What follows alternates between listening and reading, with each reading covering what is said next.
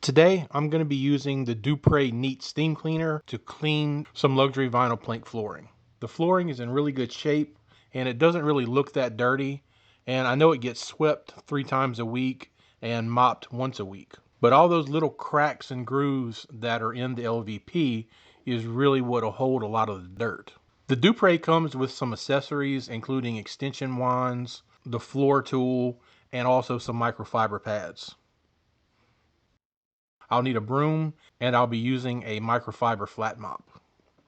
I actually have some other videos using the Dupray to clean various things, so if you want to see how well this thing works, you can check those out.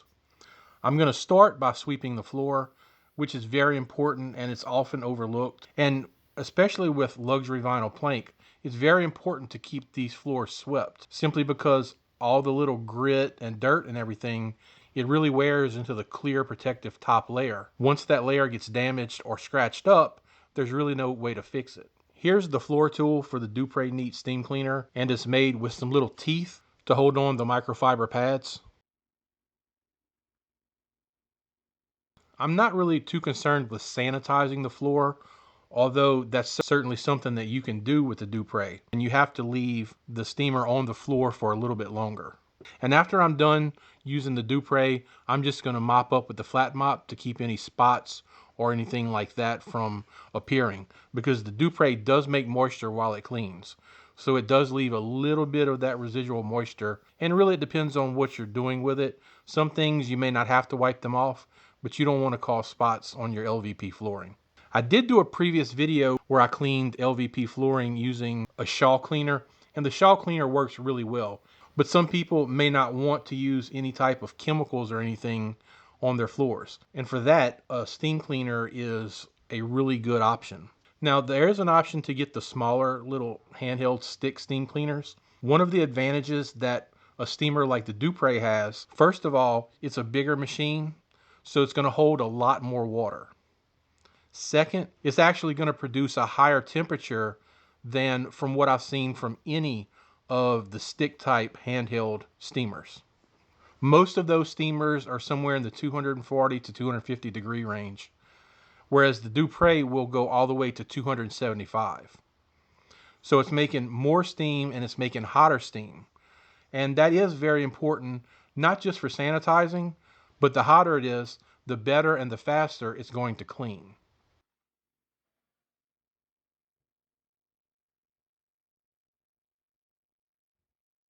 Here in this bathroom, they spray a lot of the aerosol air fresheners, and they really produce a lot of sticky residue on the floors. And that can be problematic. But the Dupray really just cuts through that stuff and removes it very easily. I would definitely caution you about using a lot of the over-the-counter cleaning products on any LVP floors. As far as I know, all manufacturers require a neutral pH cleaner. I've heard from people through the other video I posted about cleaning it, and also a lot of my customers. People are putting a lot of stuff on LVP flooring that they should not be putting. And not only will it void the warranty, it can also damage your floors. So if you're going to use a chemical to clean your floors, you definitely want a neutral pH. But at the same time, you could go completely chemical free with something like a steam cleaner. But the steam cleaner really does make pretty short work of LVP floors and more. I wanted to go ahead and show a couple other things that I was going to be cleaning while I was here. One is this garbage can. I mean, this garbage can is pretty filthy, and it has years of gunk buildup on it. And to clean things like this, I just run the steam cleaner over it with the brush attachment, and then I wipe it off. And you can see right here a little bit better how it does leave a little bit of moisture. Not a big deal to wipe it off. And the combination of the brush and the steam, even on this greasy stuff, it really just cuts right through it.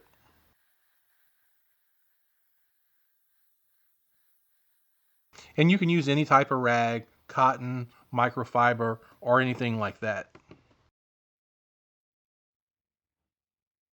But you can see right here just how bad this is. And the filth is really just kind of melting off.